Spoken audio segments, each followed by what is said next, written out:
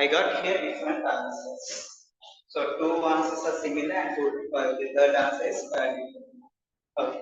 So one person has said the ability to change the shape on a force. If I say like that, that is not correct. Now, for example, if I take a clay, you know, you have played in your small times clay, right? But if you take that clay, if I apply a force, I can bend or stretch. But if I release my hand, it will be in the same position. It doesn't go back to its initial position, right? So it is actually it is not elastic property, right? It is a plastic. Okay. Elastic means when I apply a force, the shape and size will change, and if I release the force, it will go back to its original size. That is the elasticity. For example, rubber band. I can take a rubber band and I can stretch it. If I release the hand, it can go back to its original shape and size. This is elasticity, right? Like in most of the time, you go if I check the past marking schemes, right? Because I have experience in correcting papers. So most of the time, students write the ability to change the shape when force is applied. If they that is wrong, that is most of the students can do this mistake, right? That is not complete, right? The ability to change the shape on force is not elasticity. It is plasticity. Plasticity is different, elasticity is different. Elasticity means when you apply a force, you can change the shape and size, and then when release the force, it will go back to its original position. That is very important. Okay, so elasticity means uh, the ability of an object to come back to its original position after a force is removed. Okay, so that is the elastic property of materials. Okay, so we'll write down after that.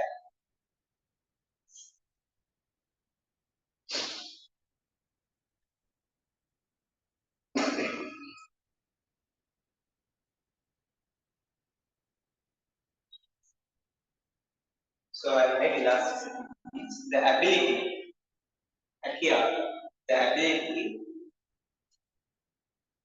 of a material or substance, a material to return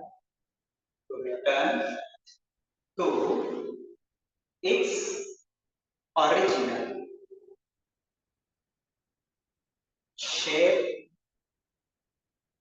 and size.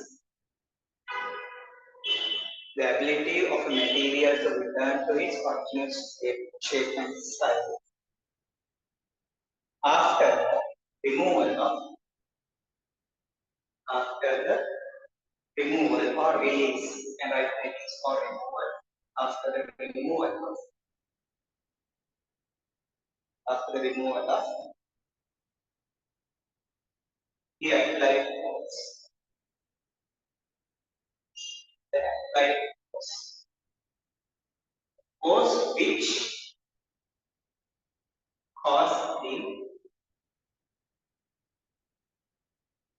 which cause the deformation.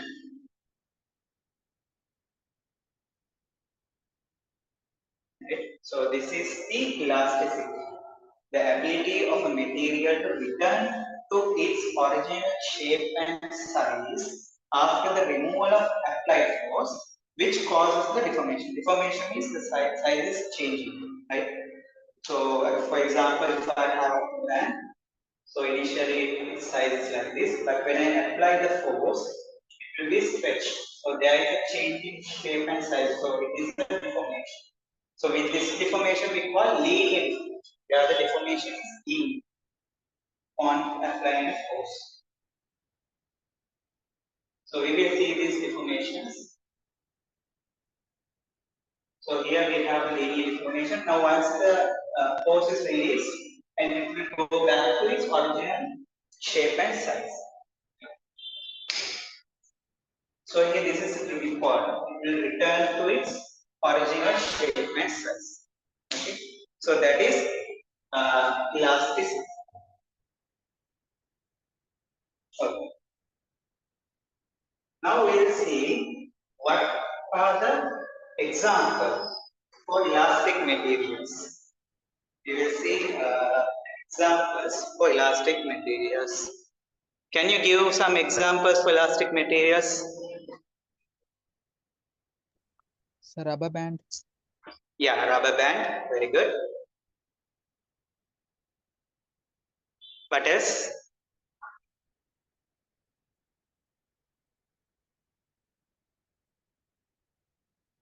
Only rubber band.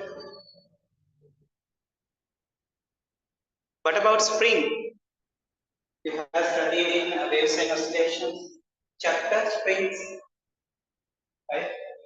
The spring is also can consider as an elastic material because it has elastic property. When we apply the force, right? I can take a string. If I apply the force, string, then when I release it, it will go back to its original shape and size. So a spring is also an elastic material. You can write down. So just write down elastic material. Elastic materials. So we can write materials which shows the elastic property. Materials which shows the elastic properties are called elastic materials. Materials which shows the elastic property are called elastic materials. So examples we can write rubber,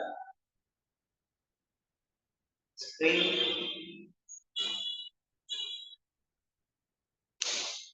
What else we have? Some metal wires also have a elastic property, but that proportionality limit is small compared to this rubber band and spring, which means you can't extend for long, larger extensions. Then it will undergo this plastic deformation. Like for example, if you take a metal wire, you can hang a weight. When you hang a weight, it will undergo small deformation, linear deformation. But when you release that weight, you come back to its original state. But there is a small range, which means if you apply a large weight, it will undergo plastic deformation so that it won't come back to its original state. So some metal wires also have metal wires. We can write under small load.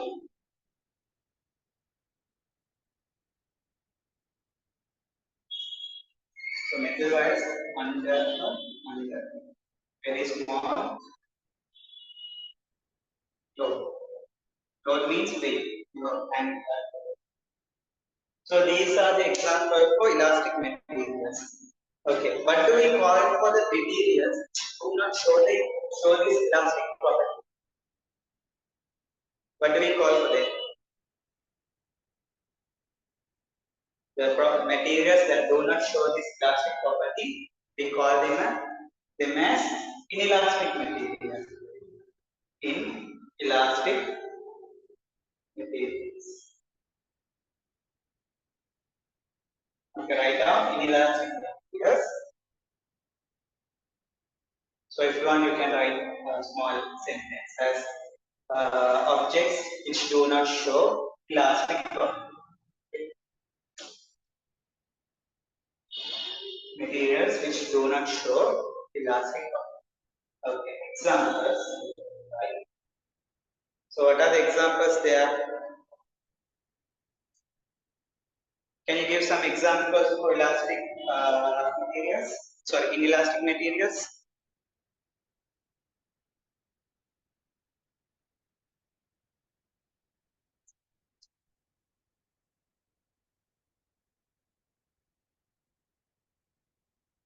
Okay, I got an answer.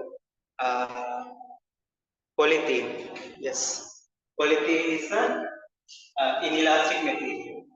If it's undergo, it will undergo a plastic deformation. So it is under elastic material. So it falls under inelastic material. And clay, because we can stretch the clay does not go back to its original position and size. And also chewing gum. Chewing gum. Chewing gum is also elastic material. Now what else we have in elastic materials?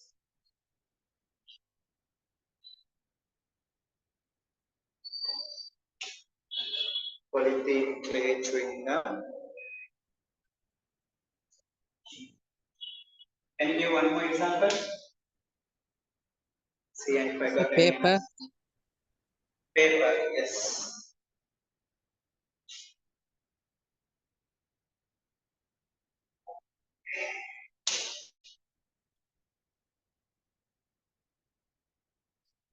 So elastic materials, rubber, spring, metal wires, inelastic material, polythene, clay, chewing gum, paper. You should remember at least two from each of these because you may get a question.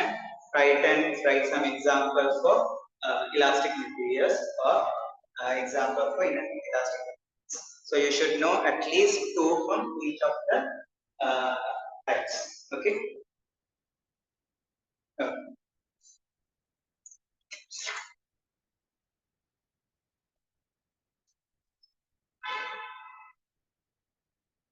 Okay, then now we will write topic elastic force.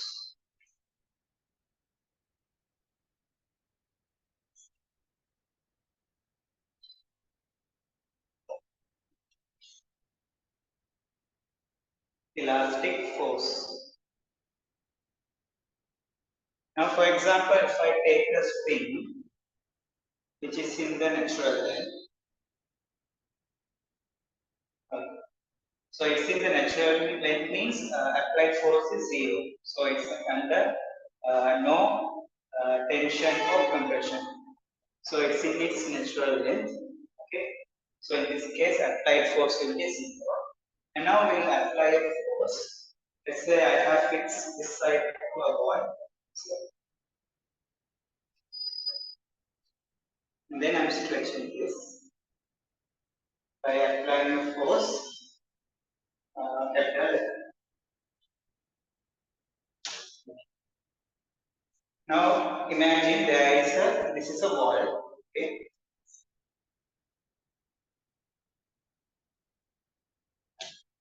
Now this is in the natural length. I'm holding like this. Holding it like this. Do I feel any force on my hand? Does this spring push my hand towards the wall? Yes or no? Do I feel any force? No, No, sir. right? Yes. I don't feel any force because it's in the natural. But when I extend this by applying force gradually, I can feel little by little. When I apply and I pulling this, I can feel that the pull towards the ball was increasing. Okay, so for example, if I extend this to up to here, I feel some force. Maybe it could be something around 1 Newton or 2 Newton. But if I extend more, that force that I feel will also get higher and higher. That is according to Hooke's law, where the force is given by T plus minus K. So this is the natural length. So here, this is X, right? Then I will feel a force in this direction, F. This is applied force.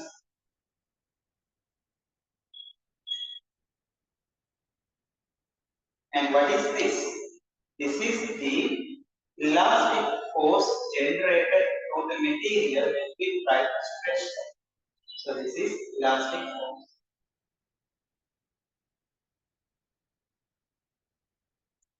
Okay, so here imagine I am pushing this. So when I push here, I feel small force acting on my hand pulling towards the wall. If I increase more, the force that pulls my hand also increases and it will gradually increase according to its moment because the elastic force increases with the extension according to the Hooke's law. We will see today the Hooke's law and all. And now imagine I'm holding this at this point. I'm holding, so I'm applying a force. So it is at rest. The spring is at rest because these forces are balanced, right? So the applied force is equal to this elastic force in the bed. We quickly write this topic and draw this.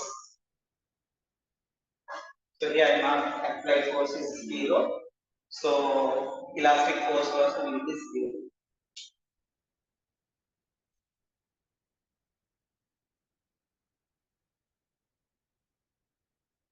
Okay, no need to mention that.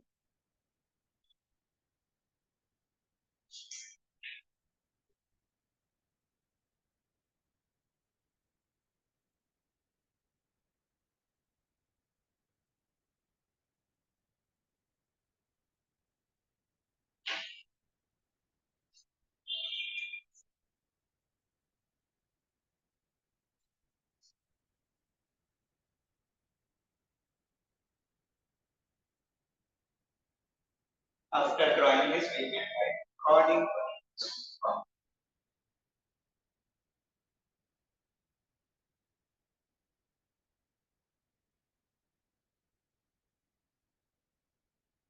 SP equals minus A times X. So here minus is because you can see that extension is in this direction, the force is in opposite direction. So by vector notation, right, considering vectors, so extension is in this direction, the force is in the opposite direction, right? So here force and the extension are in opposite directions, they are right, therefore here minus.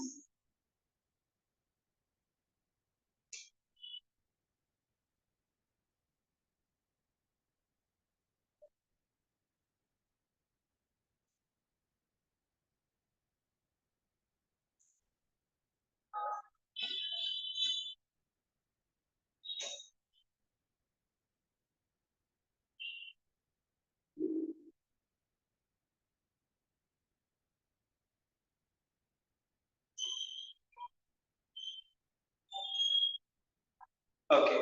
So you can write according to the Hooke's law, V equals minus A times X. Here the K is or the spin constant.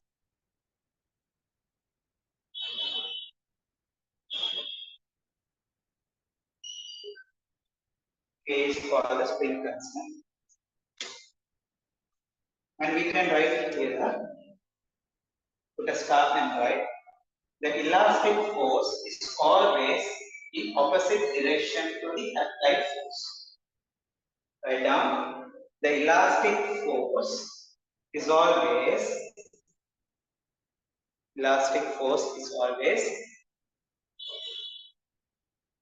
in opposite direction to in, the elastic force is always in opposite direction to the applied force. This is true for both tensile force and compression. For example, you can take a spring like this. Again, let's say sink the natural length here, and then if I push this towards the wall by applying force F, okay. So here now this time I am applying the force in this direction. So there is a extension. Sorry, there is a compression.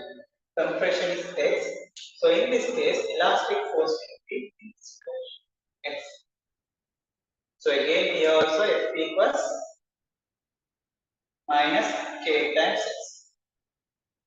If you want, you can note this also as a side note. So here the spring is under tensile force. This is a tensile force, and here is under compression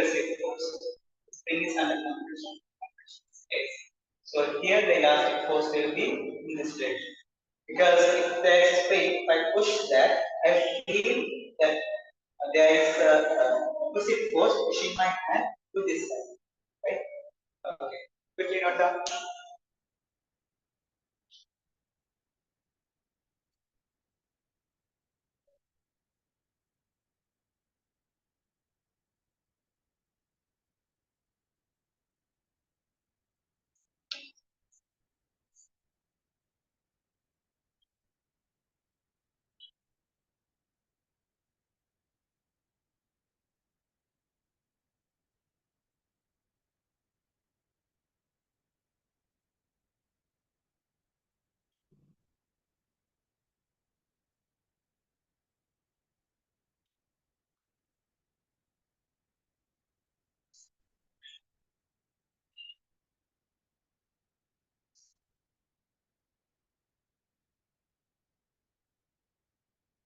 Okay.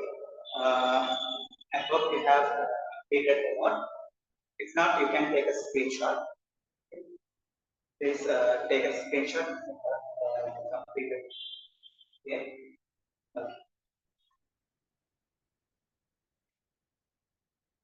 So that is about the elastic force.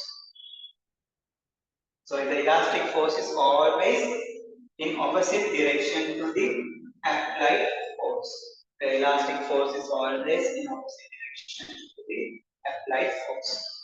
Okay. Now let's discuss about definitions.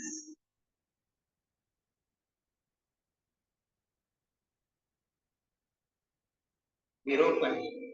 In singular we say Virupani definitions.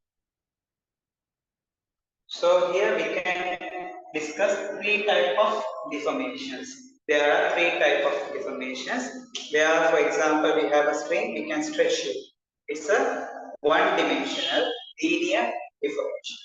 And for example, let's say we have a sheet, we can stretch from both vertical direction and horizontal direction. So here we have a area 2D deformation. And then, for example, now let's say we have a cube, we can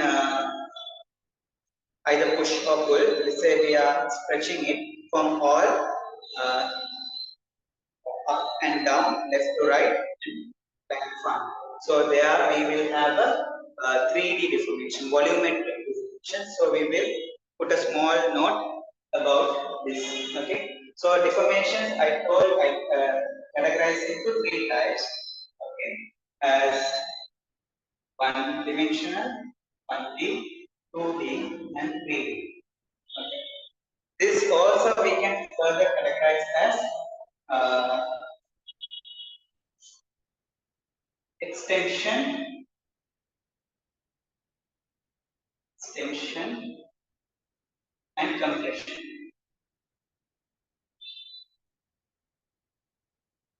So here 2 into 3, altogether we have like 6 type of deformations. Now for example, extension in one dimension. Now for example, you take a rubber band, stretch it. So it will have an extension. So it is one dimension. Or compression into one dimension. For example, spring you compress. Okay. And two-dimensional extension you can find. Right? You take a sheet, uh, you stretch in both vertical and horizontal direction. So there you will have a two-dimensional extension or two-dimensional compression also can be found. Okay, first we'll write down on this.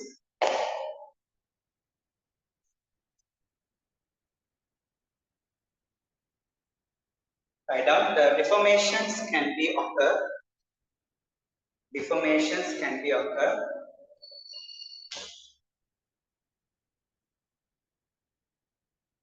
Deformations can be occur mainly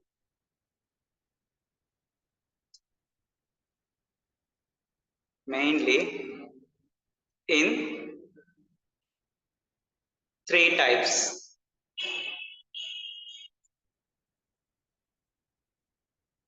Mainly in three types.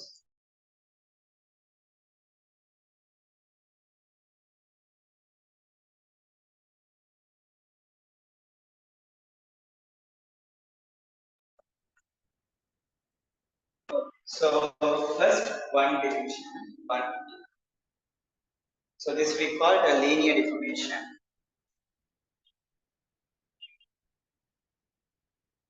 One division.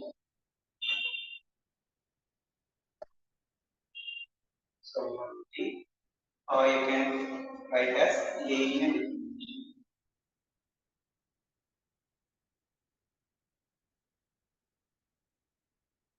So linear deformation also can occur in two types. So compression or extension.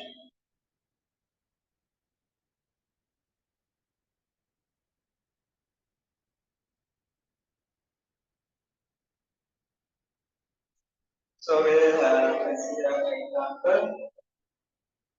You can have a string, elastic string of length L.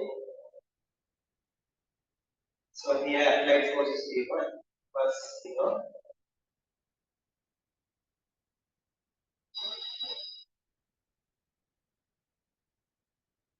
Here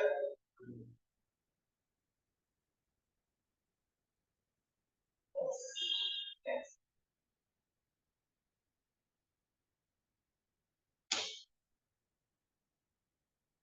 So here extension. Yeah.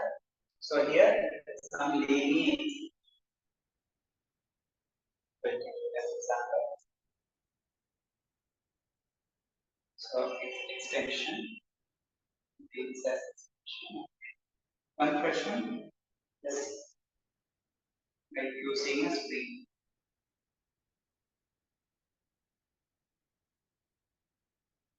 This is spring under natural length, and when I apply force, it will compress.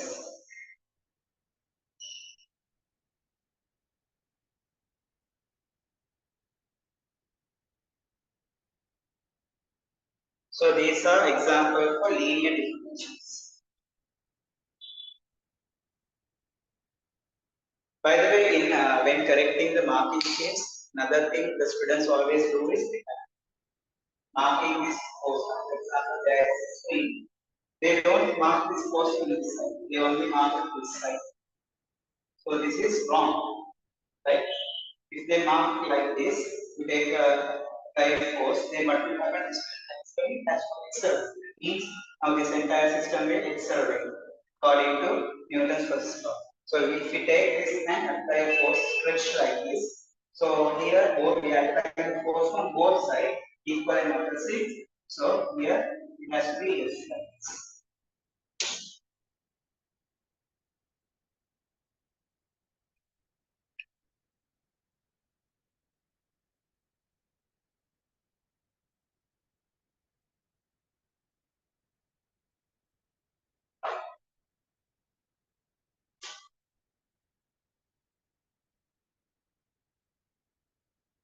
Okay, quickly write this down and give you 30 seconds.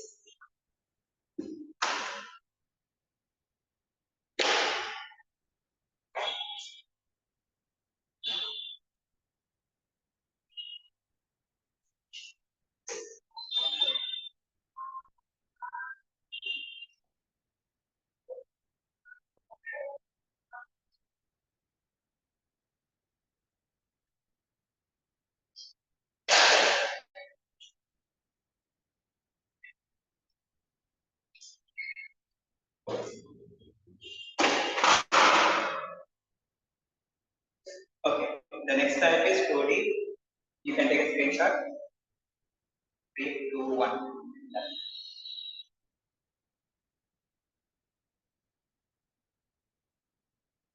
So here for 2D, I'm not going to discuss further because we have deformations in only one dimensions. So I'm not going to discuss much about it. But we will see what is a 2D deformation. For example, let's say we have some shoe. So here we are applying force. So this sets in the actual. And let's apply force F. will apply force from outside.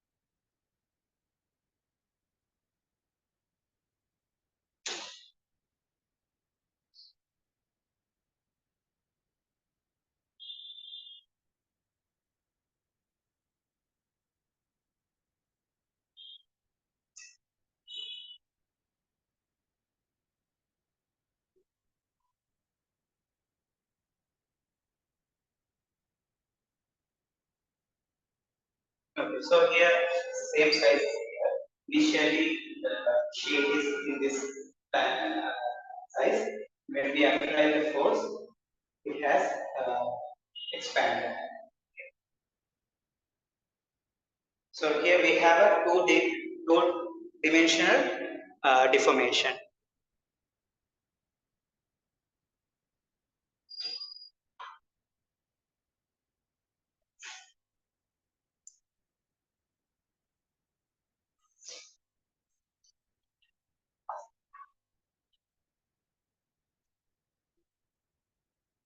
So here I have considered its tensile force. We can consider for compressive force also, where you apply force towards the material from up and down, so that the material undergo a compress. It becomes small. Okay.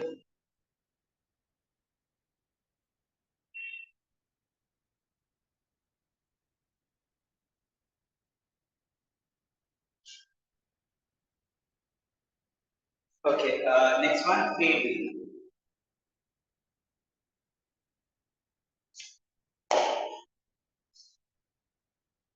Three-dimensional deformation or volumetric deformation.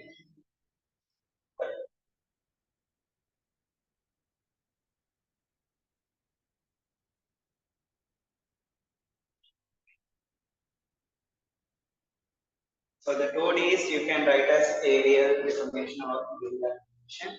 Okay, so here 3D. By the way, you won't get asked question regarding this.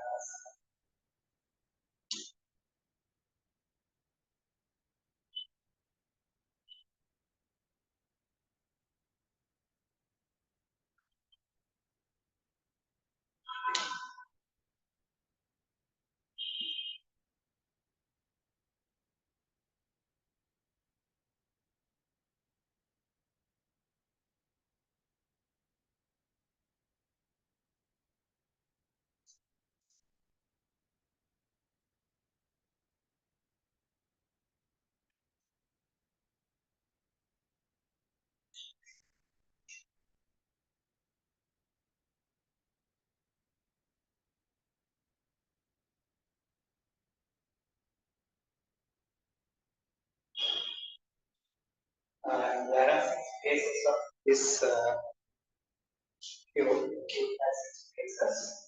So we have now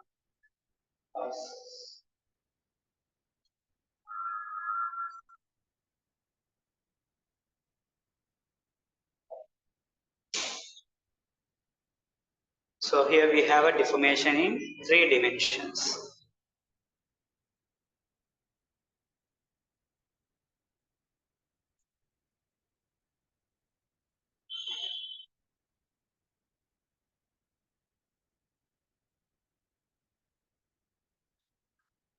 Okay, by the way, everyone please listen.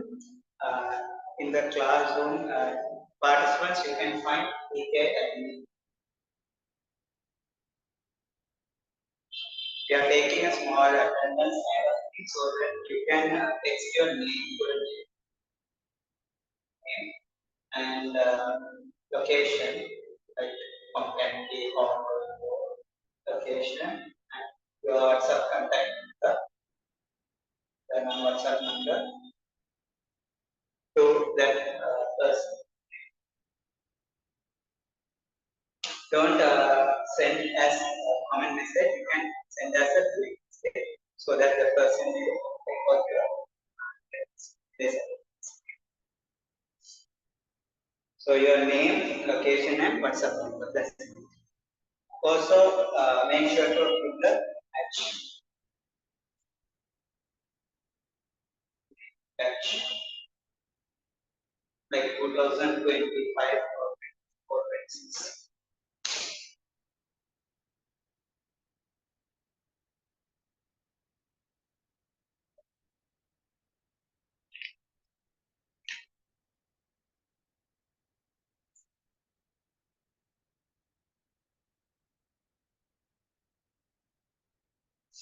Name, location, WhatsApp number, and batch.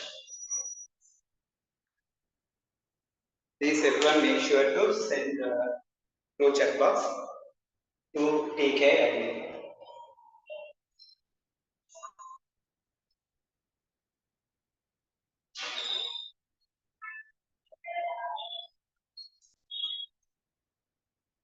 Okay. So now we studied three types of deformation: one-dimensional, two-dimensional, three-dimensional. So in each of these cases, we can find either compression or extension. Now let's move on to the topic stress.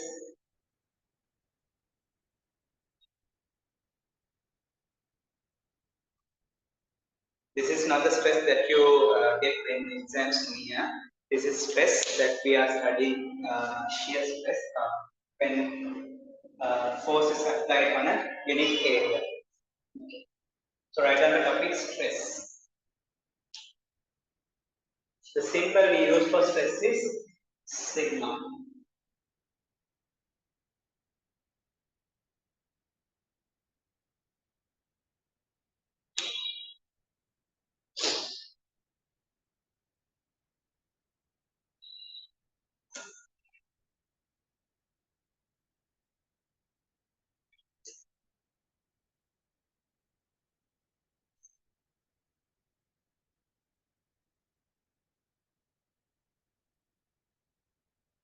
Okay, so let's write down what is stress.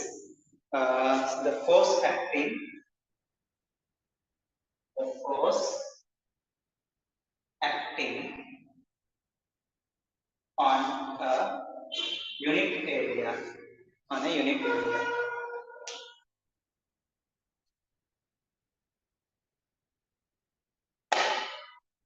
On a unit area. So we know the unit area is the area for unit is defined as meter square. So unit area is 1 meter square.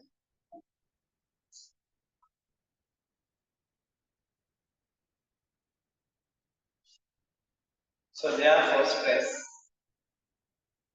is equals to force over area. Force over area.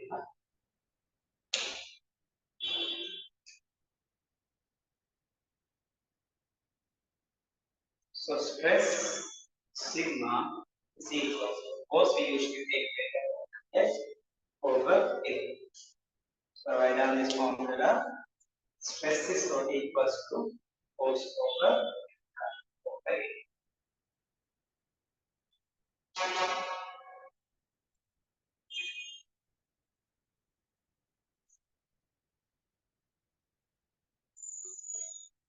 Okay, what can I say about the units and dimensions? So here, unit will be force over area, Newton per meter square. Units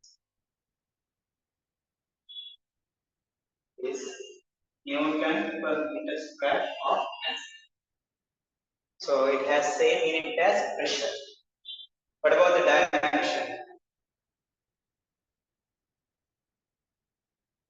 Dimension. If anyone from 2025 batch, I have no idea what is dimension. So don't bother. You can text me after the class so I can explain.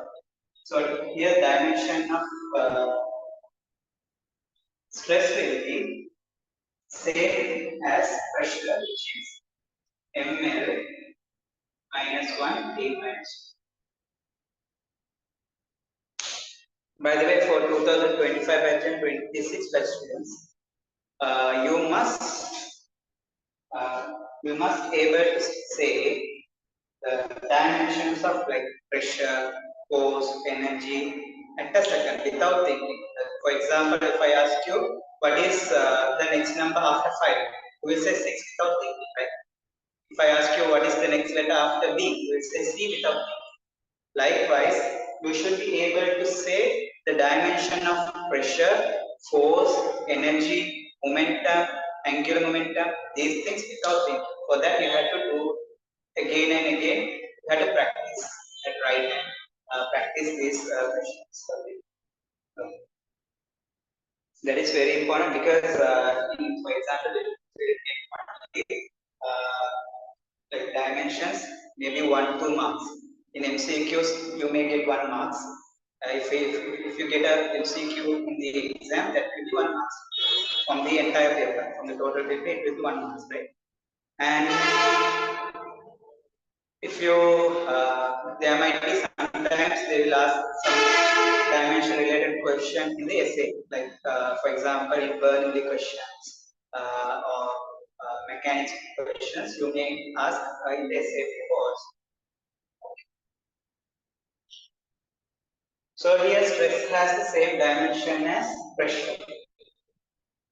So you can note down that because if you check, if you do some past paper questions in CT questions, they have asked what is the similar, which of the following uh, quantity has the same dimension of as pressure or same dimension as energy. Which one of the following has the same dimension as angular momentum? So likewise, you may get MCQ question. So here you can write the stress has the same dimension as pressure.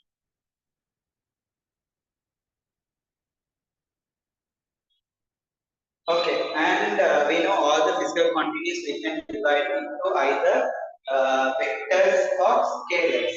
Now tell me, the stress, is it a vector or scalar?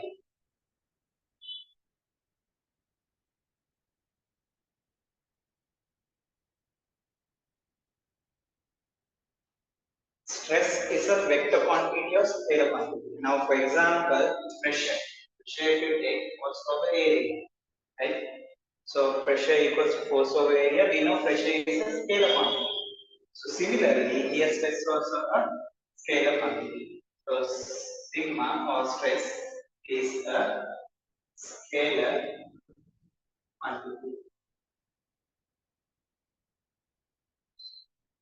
Sigma is a scalar quantity. Okay. By the way, here I will ask you one question. Now, for example, let's say pressure P equals force over area. Okay. Therefore, if I subject force equals to pressure times area. So we know that. Okay. Before that, before my explanation, I will ask you a question. Simple question. Here in this formula, the area, is it a vector quantity or scalar quantity? In this formula, the A stands for area, surface area or cross-sectional area, surface area. So this area, is it a vector quantity or scalar quantity? I need an answer from each of you. You can unmute and talk, or you can drop a message in the chat box.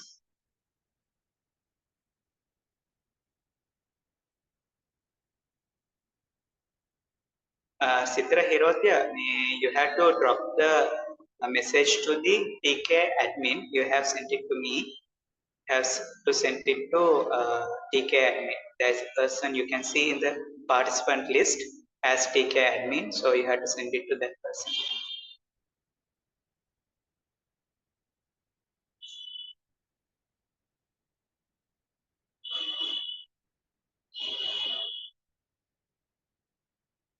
So far I got only one answer. Please others also give your opinion on this area, is it a vector or scalar?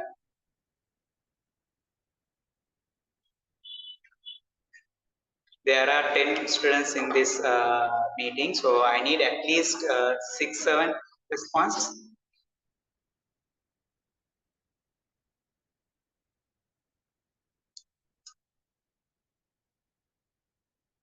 Okay, so far I got 2 vectors and 2 scalars. Okay, 2 vectors and 3 scalar, 4 scalar, 5 scalar. Okay.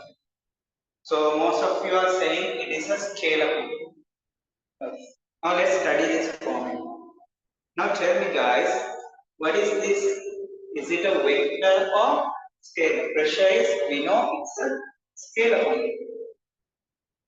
Scalar, which means it has only a magnitude but no direction. Now this is force on the other hand, it is a vector. It is a vector force because it has a direction also. For example, if I take this object, if I apply the force in this direction, it will accelerate in this direction. If I apply the force in this direction, it will accelerate in this direction. So if I change the direction, the physical effect also changes. That means force has a direction. We already know it's like running in our blood. Force has a direction also, and it's a vector.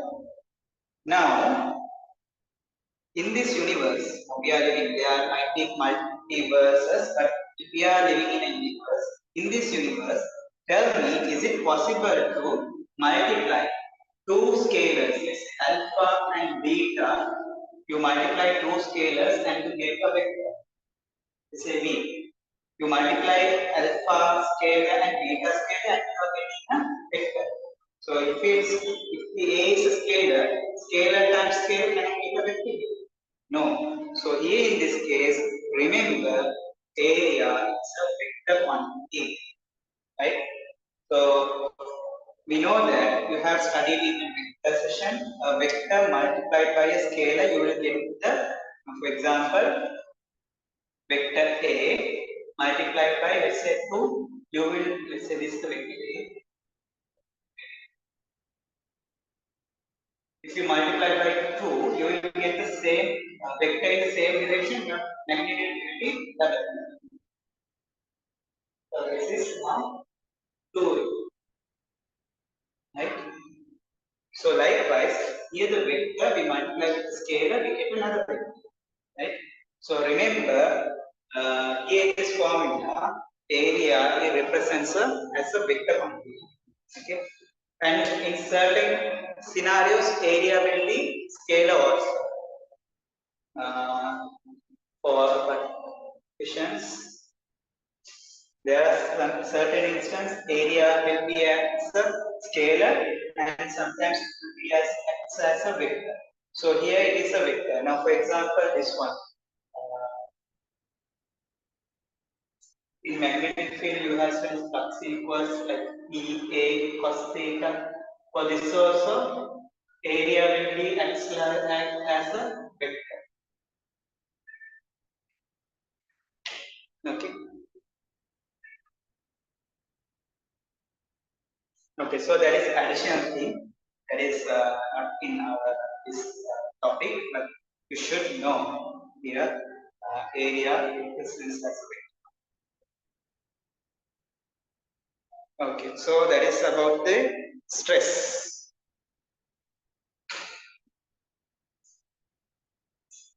Okay.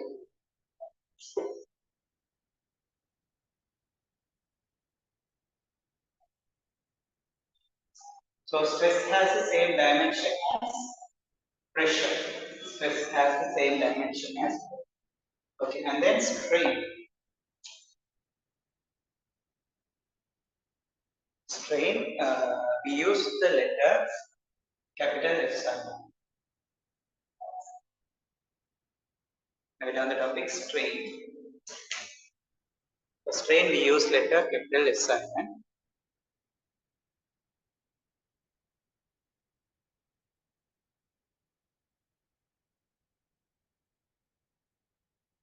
Okay, I think there is a new person has joined to the session. It is if you are joined recently, please text your name and location, batch at 2015 or 2025 or 2026 or 24, and your contact number to TKI.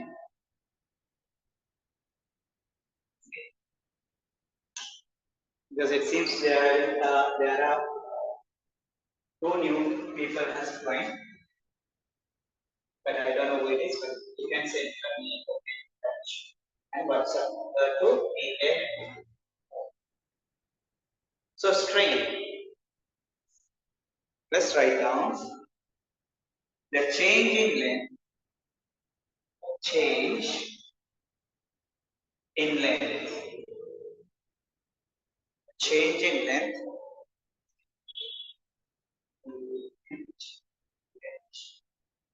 of the unit length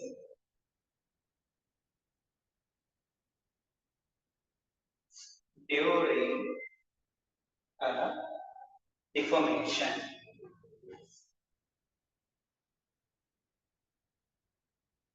So deformation, it can be either extension or compression.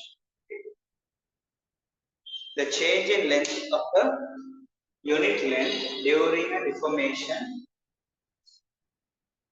Say here the change in length of unit length of a material during a deformation.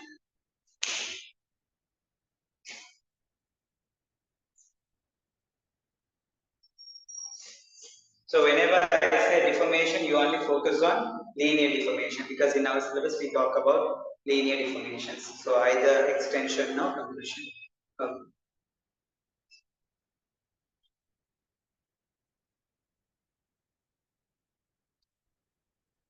During deformation, we can make it more detailed during a deformation when an external force is applied.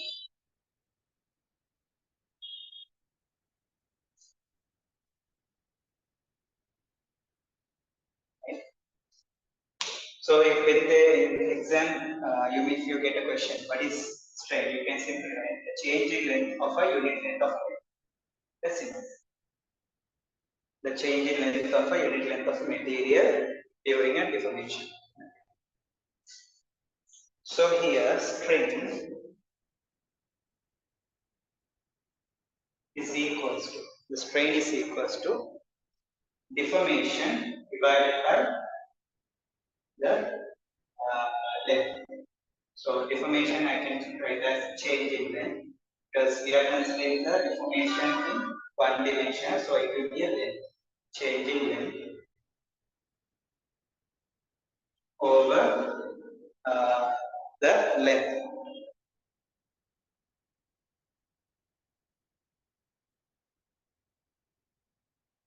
We can write initial length or object. Let's see this.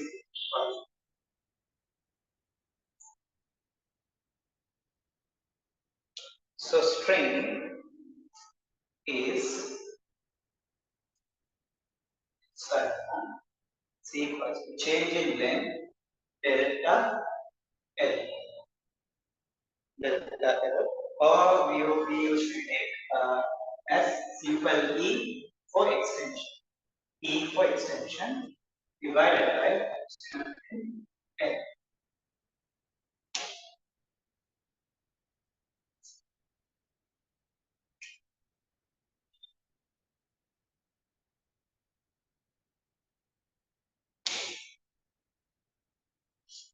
Now I can give you show you illustrate like this. Say we have a string which is length L, and let's apply a force.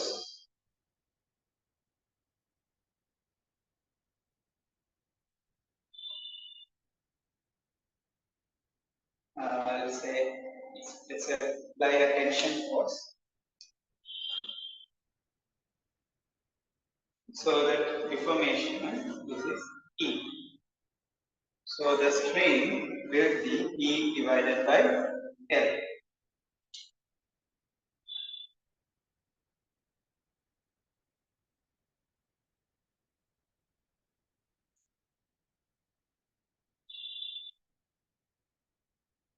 The strain is equal to change in length of a unit length of material. Change in length.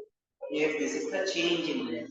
When is the difference? Change in length over the length. If the extension of L length is E, then unit length we want to divide by L. We want to get the extension for unit length, divide by the L. Right? Okay. So what is the unit of strain?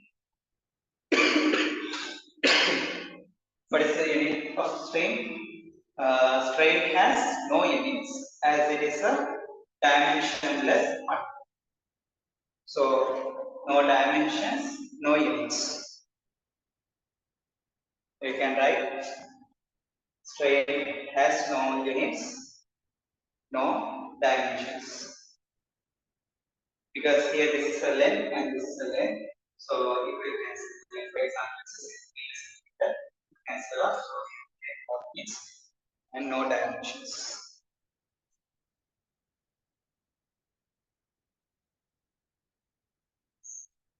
So here strain also can be two types. When you consider the linear strain, it can be extension or compression.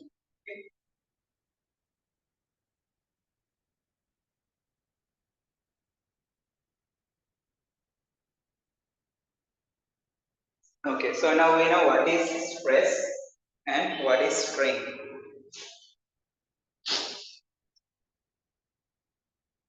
Let's move on to the next topic. I will address this.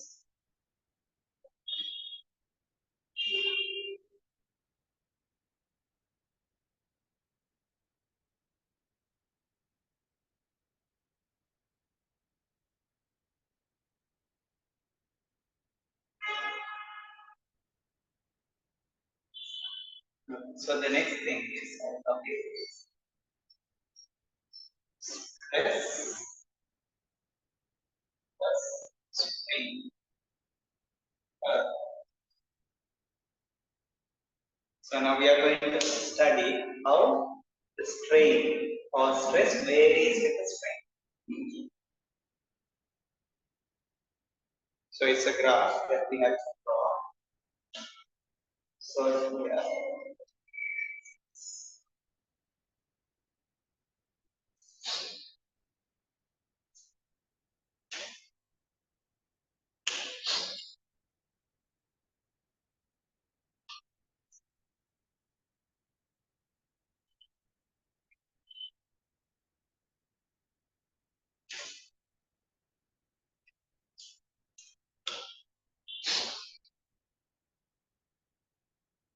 so here we take stress. So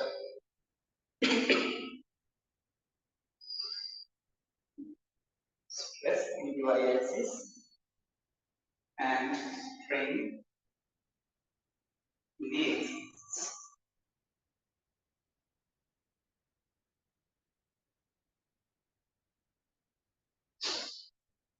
So stress symbol is sigma, strain.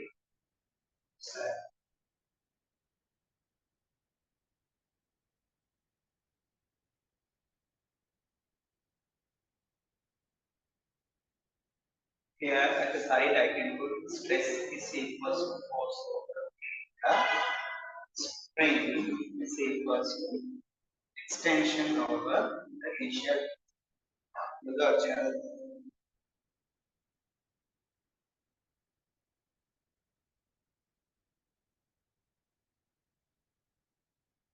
Okay, so now let's try to draw this graph is very important. Here I have got strain.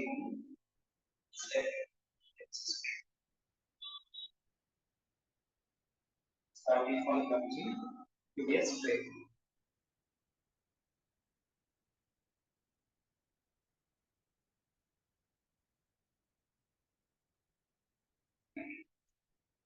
And then after that there is a small curve, that small curve, and then it will be go like this.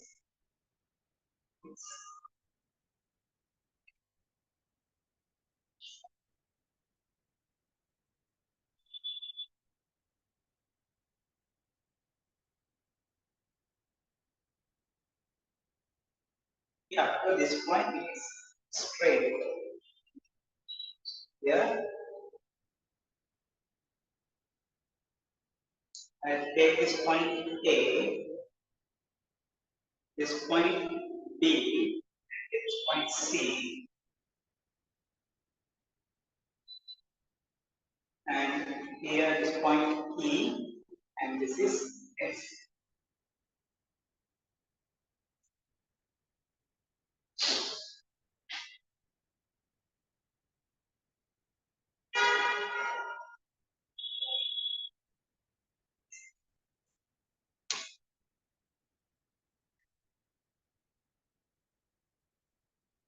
Okay, draw this graph.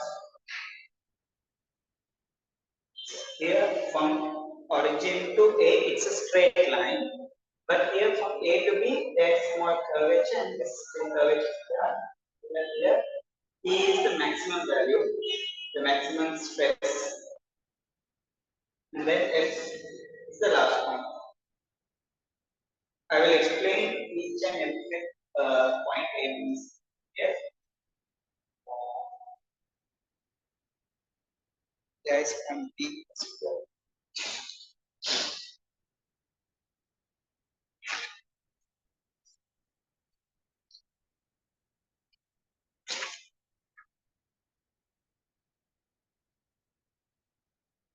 Here this point is D.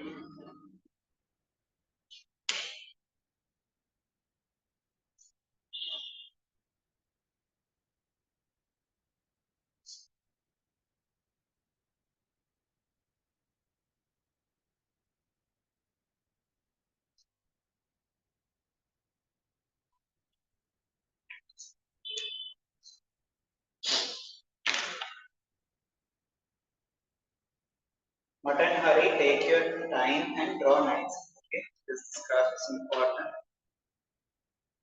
in this session.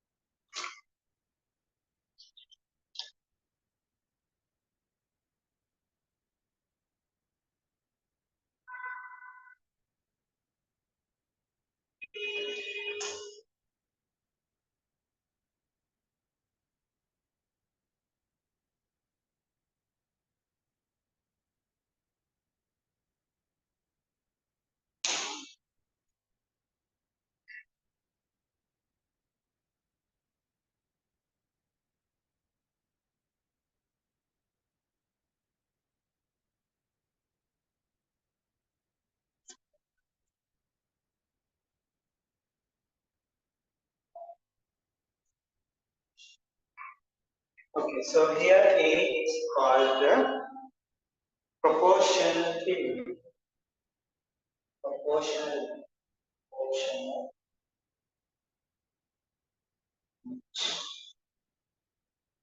B is called A is called proportionality because here we have a straight line, like we have a stress is proportional to strain.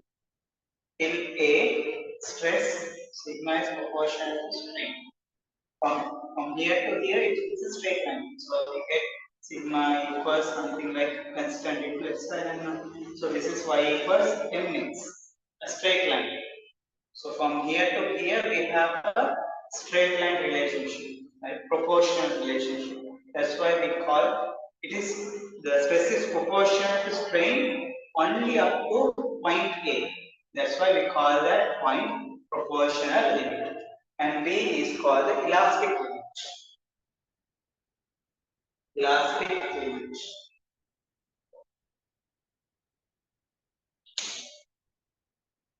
First we write down what are these points, and then after again we will write down small brief explanation about each of these points.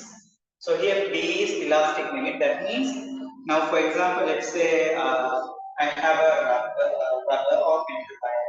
I'm extending it, so that if I'm stretching it, the extension will increase, and let's say from here, if I release the force, it will go back to the original state. I am applying a force, extension force, increase. So if I release the force from here, it will again go back. Now again I am increasing. Same like we have a wire, so I am giving an tensile force. So extension is increasing. I am coming up to this point. Here I am coming up to this point, and then if I release the force, again it will go back to the original position. That means no extension, right? So here this is equals to E over L. E is 0 means epsilon is 0 means extension is 0. That means it has come to its original position, original shape and size. Okay. Now again I am applying a force, increasing. This time I am exceeding the point B. If I exceeded the point B, in that case the material won't come to its original position. Rather, it will go like this, and it will be stopped. Even when the force is 0, stress equals to F over A. Even if the force equal to 0, there will be some expansion because the material has undergone a plastic deformation. Okay. So here I will draw a vertical line from point B. So any point from B is undergoing an elastic deformation.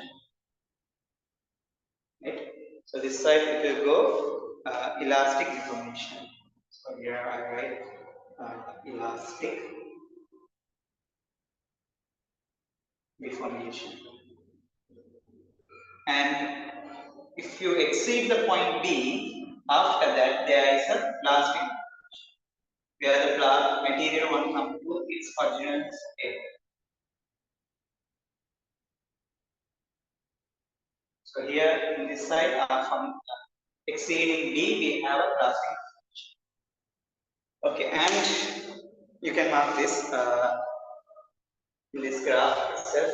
You can mark elastic deformation and plastic deformation. And point C is called yield point. Yield point.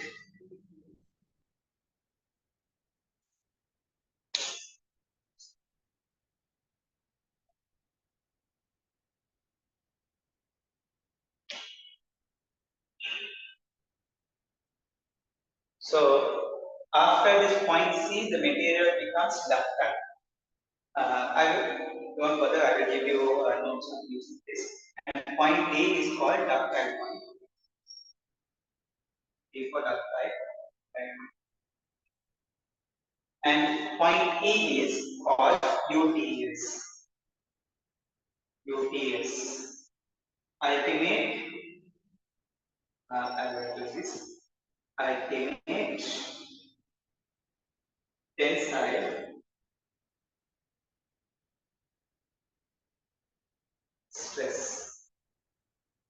So UTS, I think you can see this.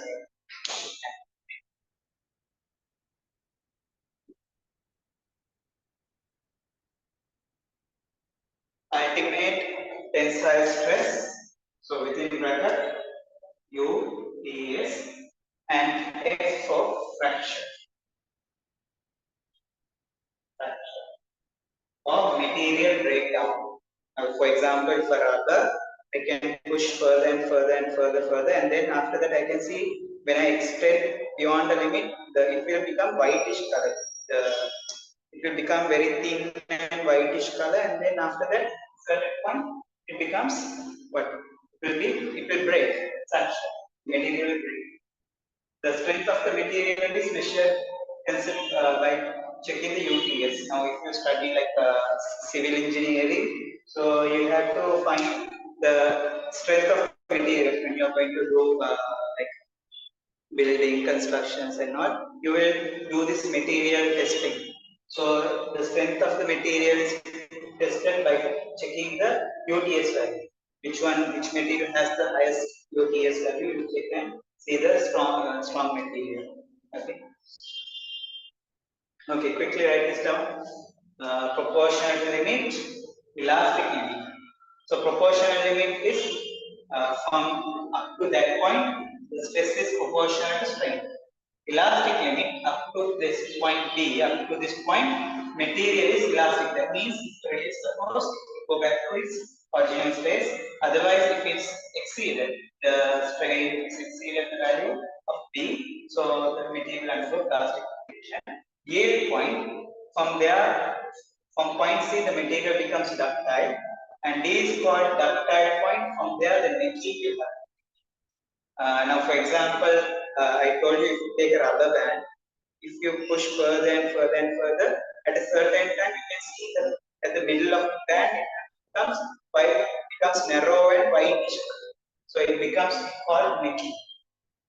Even if you take some wire and apply large force there in like metal wire, they are also necking can happen. You can just Google it or search in YouTube necking of certain materials. So you can see some videos or visualizations of that necking how it works. And E is the ultimate tensile stress, the maximum force that material can bear, and after that, here, F is fracture, the material breakdown. Okay, so let's write about each of this. So you have write subtopics, proportional limit, elastic limit, yield point, etc. etc. So let's start that. Shall I erase this graph? Hope you all have drawn.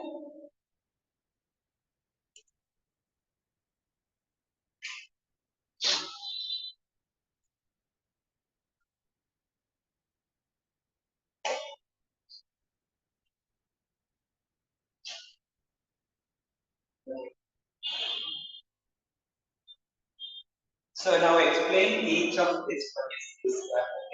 First, proportional limit.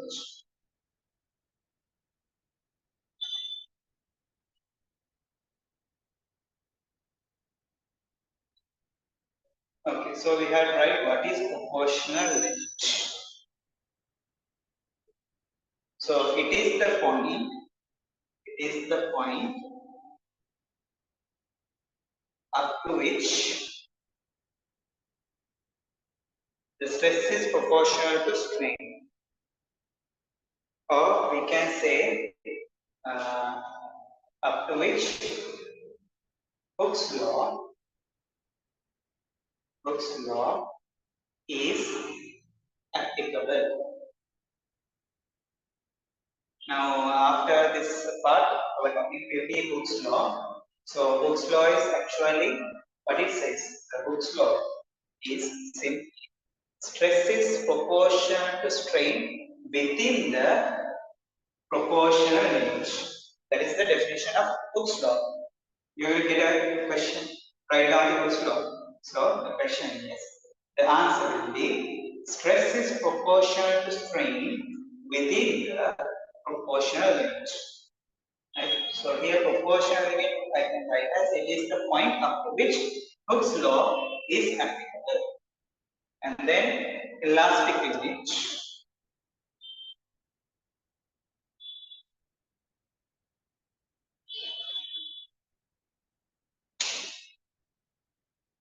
So we can write here the limiting value. The limiting value up to which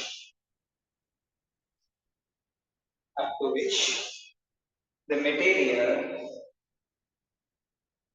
which the material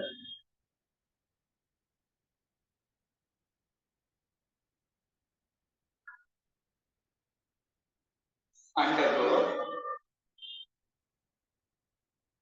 elastic deformation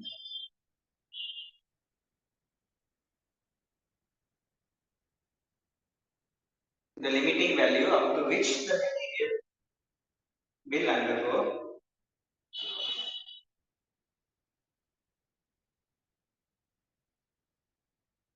undergo elastic deformation. Beyond this limit, beyond this limit, material will undergo plastic deformation.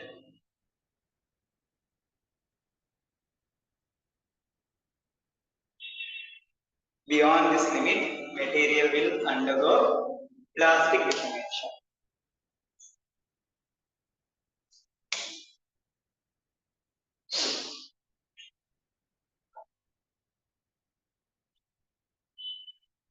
So elastic limit is the limiting value up to which the material will undergo elastic deformation. Beyond this limit, material will undergo plastic deformation.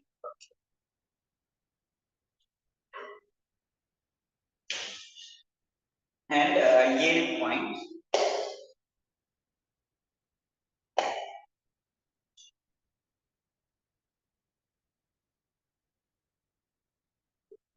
So what is yield point?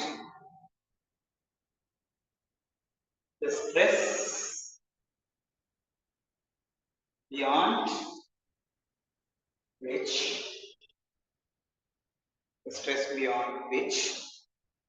material becomes ductile. Materials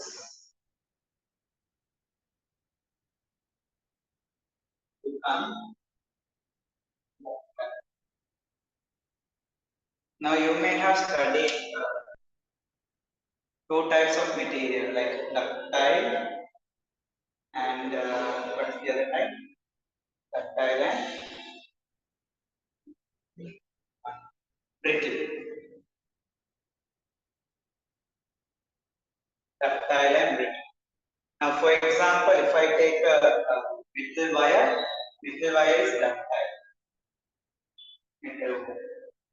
But if I take glass is brittle. Ductile means you can change shape by applying a force. You can bend and right. So metals are good ductiles. So brittle means you can't change shape, right? Now if you take a glass and if you apply a light force, if you try to bend, it will break, right? So it becomes brittle. Okay. So what are the other brittle materials we can find? Ceramics brittle, and ductiles we can find polythene, right? So by the way, this should be you might have already studied in your chemistry class as well. Okay. Okay. So here, beyond this yield point, materials become ductile.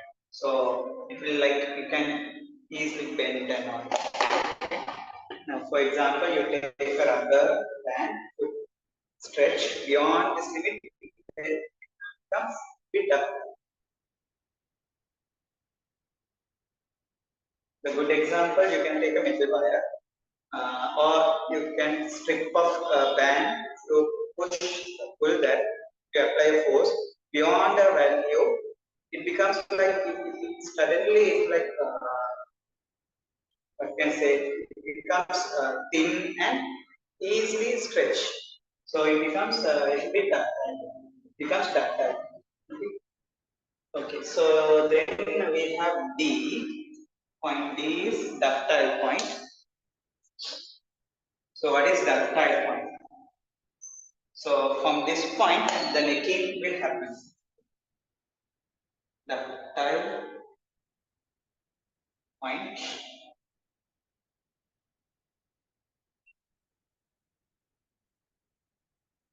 beyond this point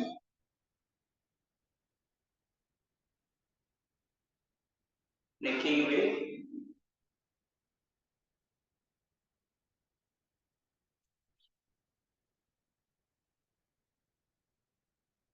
now for example be like this one, but during at the necking it will be like this.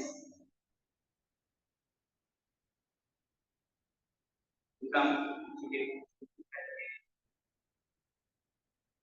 So the necking will happen. For example, you can see you take a chewing gum and then uh, chewing gum, yeah. For that also you can see that necking is slightly there. And then that time you point E, ultimate tensile stress.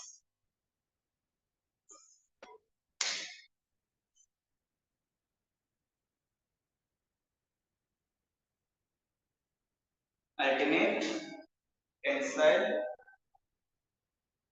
stress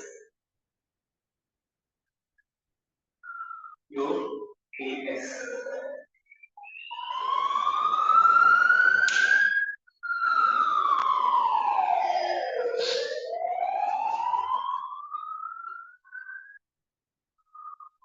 So UTS is the maximum strength of a material. Maximum strength of a material.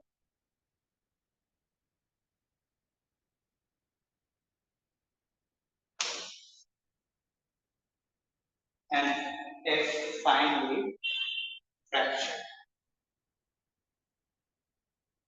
So fracture will be material failure. Material failure or break.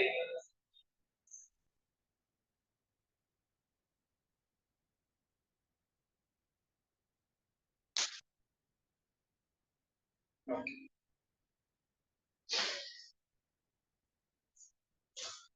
Write down.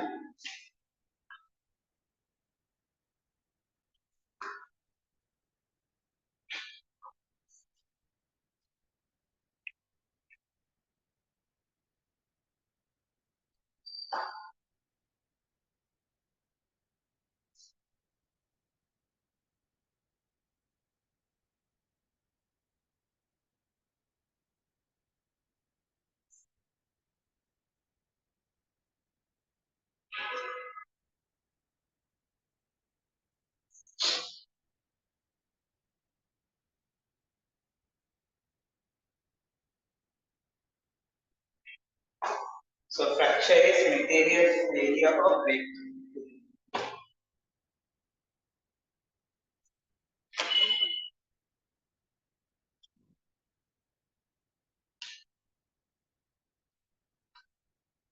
Okay, then what is this? Okay, so write down the topic, books law.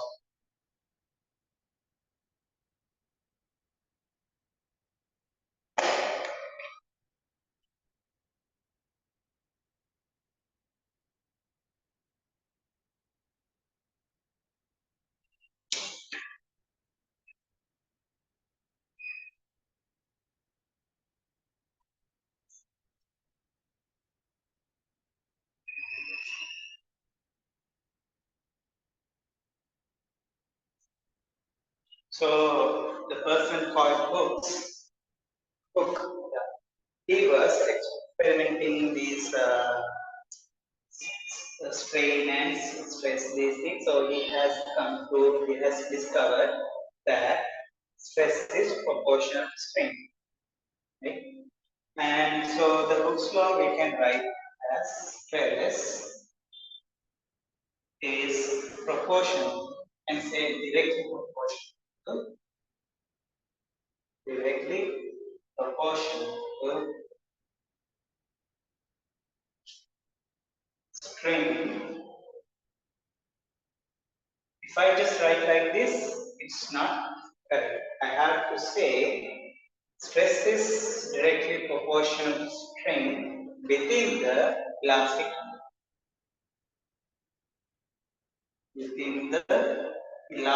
sorry, not elastic limit, right? Within the proportional limit.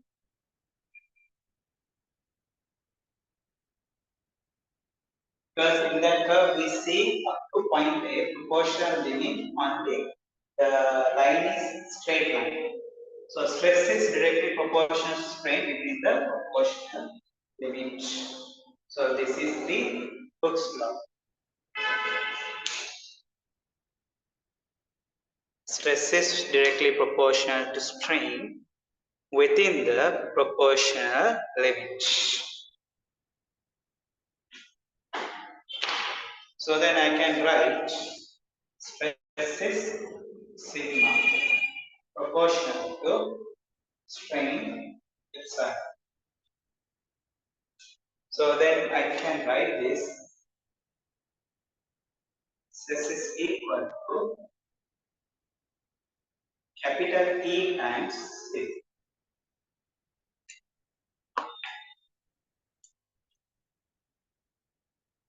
So here E is called elastic constant.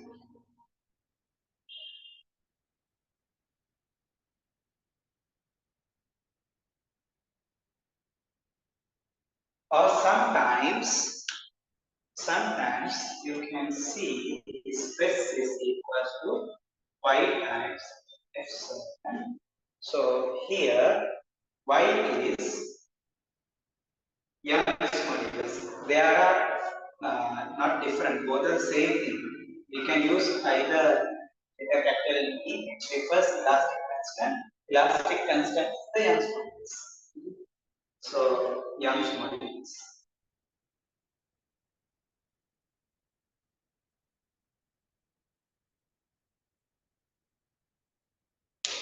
There is not two things, they both are same. Elastic constant is the Young's modulus. Okay. So to refer elastic constant, sometimes they use the formula they have to settle. Or to give to mean Young's modulus, they use y. But both E and Y are same. They are both the same physical quantities. Okay. Only the name is different. Since the name is different, symbols are different. Okay.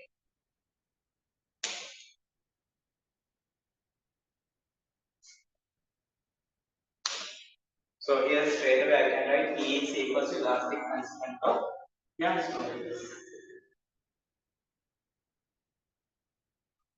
Or this is equal to Young's modulus for elastic constant.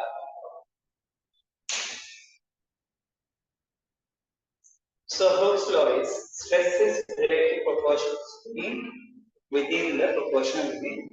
Therefore, stress is proportional to strain. Stress equals to elastic constant times strain. And we know what is stress, right? Stress I can write as F over A. And here Y times strain is extension over L. So this is the formula that we have to use mostly to do problems. Rather this, you will get more to use this because they will give for this formula problems most of the time. So stress is, we know stress equals to force over area, and this Young's modulus. Strain is extension over the initial, the original.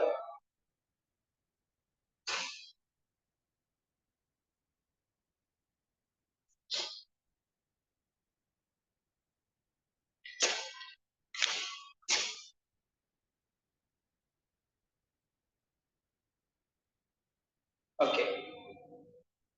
Now tell me what is the unit of Young's modulus. Now here we have the units of pressure, but this one has no units. It's a unit S. This has a unit and this has unit, but if you take the ratio, if you use this type thing has no units.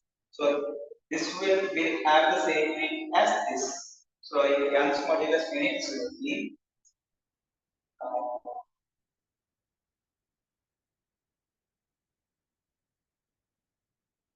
right. Let's write short subtopic as Young's modulus.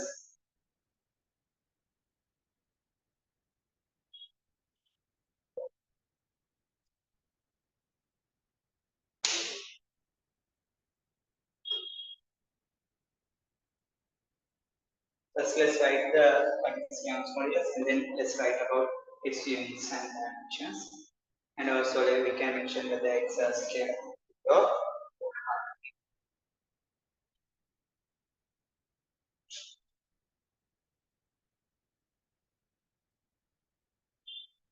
okay, so what is the definition of Young's modulus?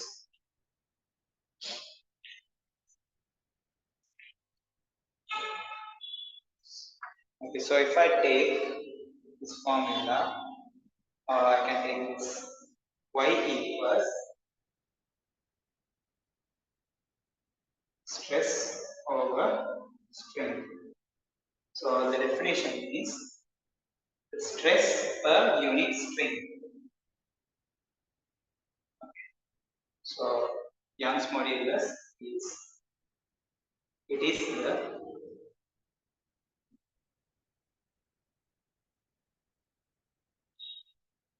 stress required.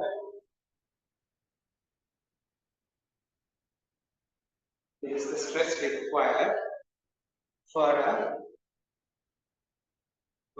unit strain.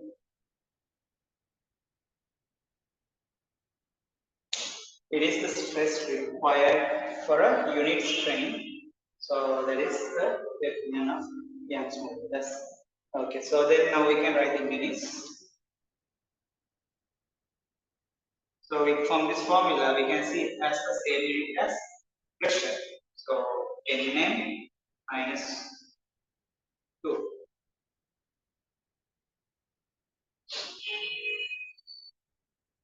And the dimension will be the same as pressure. Ml minus 1, T minus 2. The dimension will be the same as the pressure, which is Ml minus 1, T minus 2.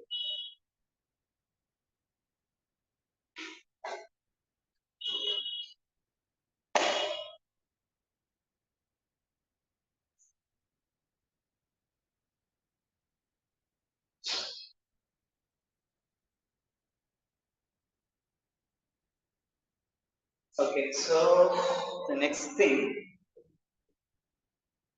so again, one last time, Hooke's law, stress is directly proportional to, or you can write linear, directly proportional to, stress is directly proportional to strain within the proportional range.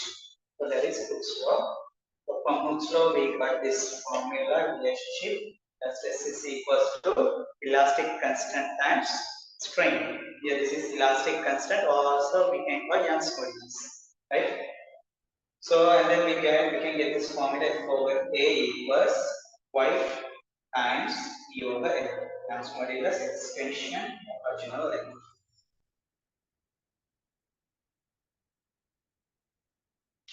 Okay, tell me Young's modulus. Is it a vector or scalar? Young's modulus, is it a vector or scalar?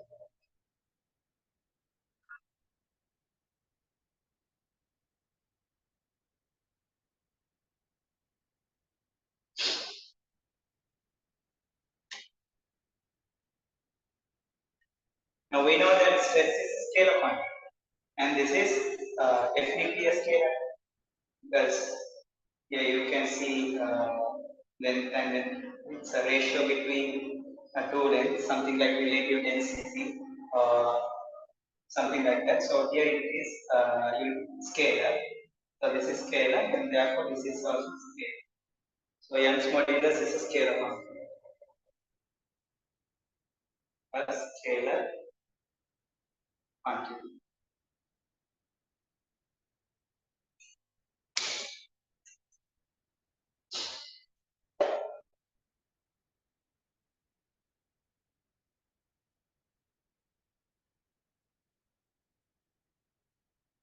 Okay.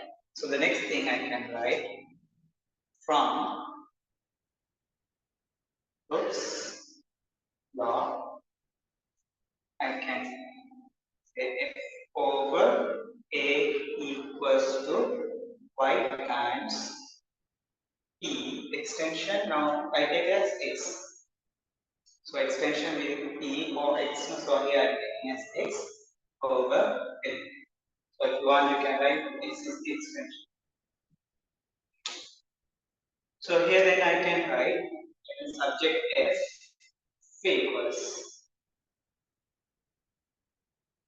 y times a over l times x.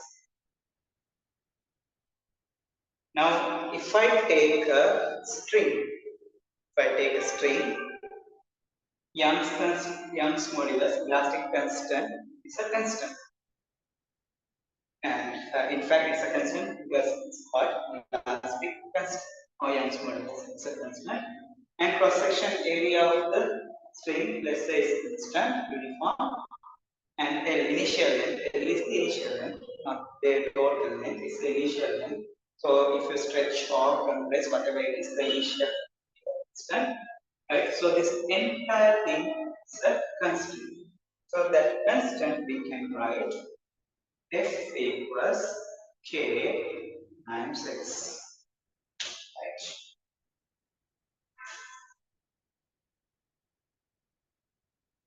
So here from this, for that, right? For a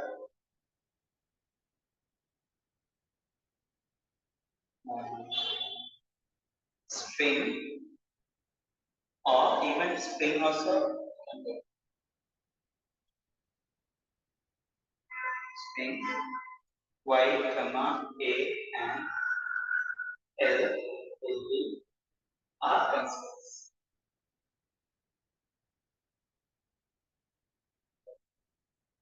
They are constants. So therefore f equals k times x, where k is called as string function.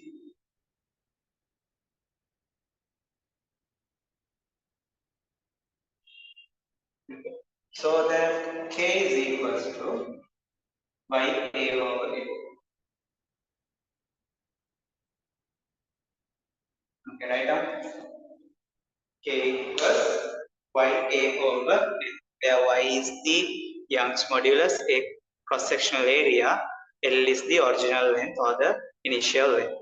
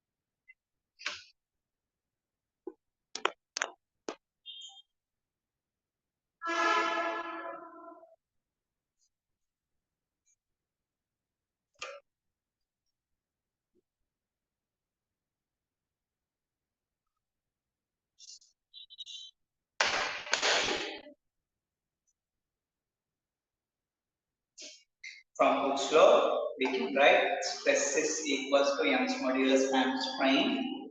So we can subject F so that we get this formula YA over L into X. For a string or spring, YA and L are constants.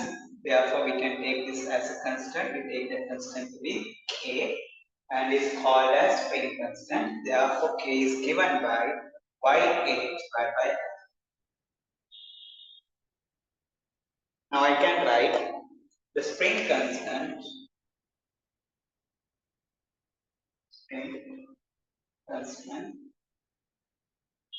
which is equal to K, depends on. So it depends on what? The Young's modulus of the material or elastic constant, cross-sectional area, and the length. So that's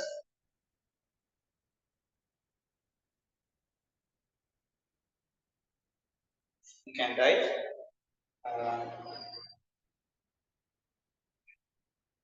So Young's modulus that depends on what is the material. So the material used. So within brackets we can write Young's modulus.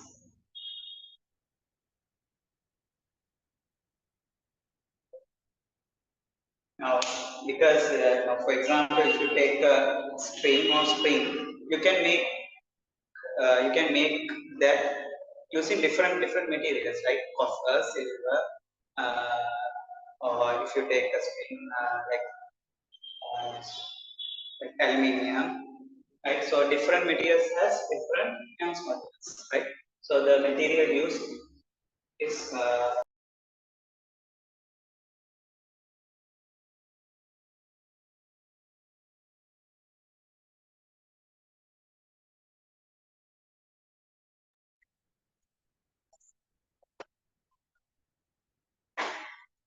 and the next one we can take a cross-sectional area. Cross-sectional area.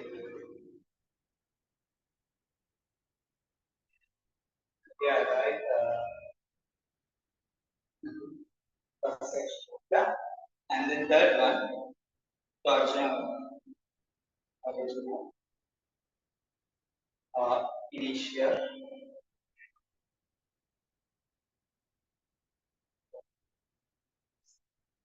Now that is easy to demonstrate the original length.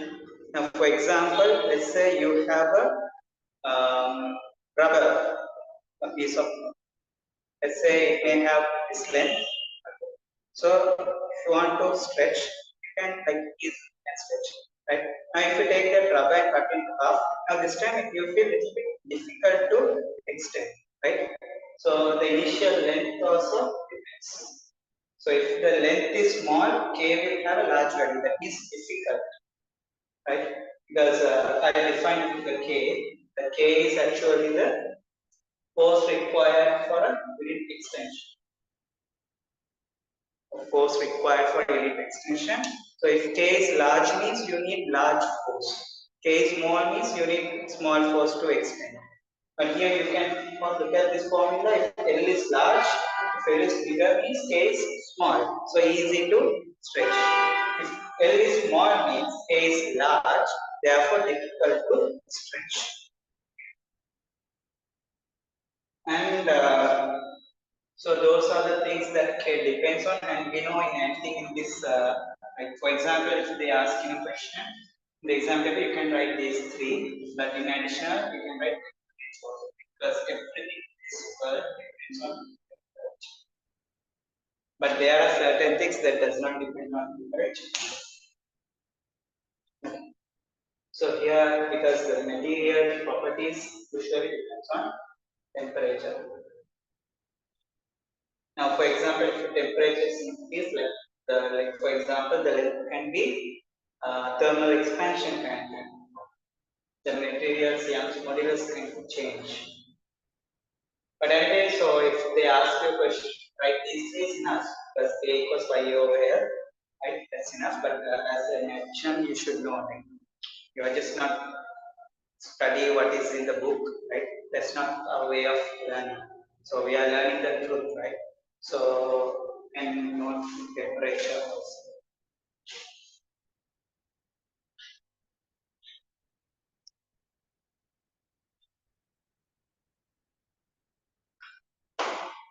Okay, so what are the things that spring constant depends on? Gas modulus, cross-sectional area, and natural length.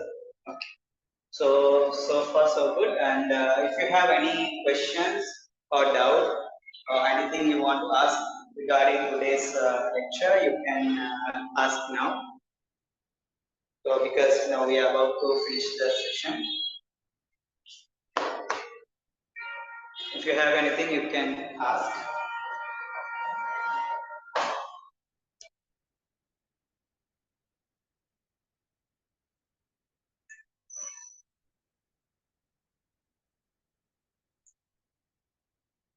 Okay, so I didn't get any message or any speaking, so I hope there is no doubt or question. So in the next class, we will be finishing the this elasticity. There are few things that we have to discuss, like elastic energy and strain energy, those things, energy work done, and elastic potential energy, those things we have to discuss.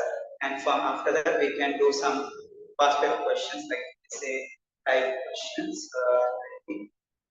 And by the way, you can also practice some questions from past papers and module papers or whatever the tools are available. You can do those questions. And if you have anything like if you struggle at any questions, you can mark that questions and you can send it to me through WhatsApp so that I can discuss in the upcoming class when we are starting the session. So I can discuss whether any doubts. So I can clarify it, I can discuss that and then continue the session. Okay, so if you have no any doubts or questions, so I am good to go. We will wind up the session and we will meet uh, next week again. And by the way, for those who are doing the paper class for 2024 bachelors, you will have the paper class on this Friday, 8:30. Okay, so that's all. And study well. Have a good week and good night. See you all. Bye. Take care.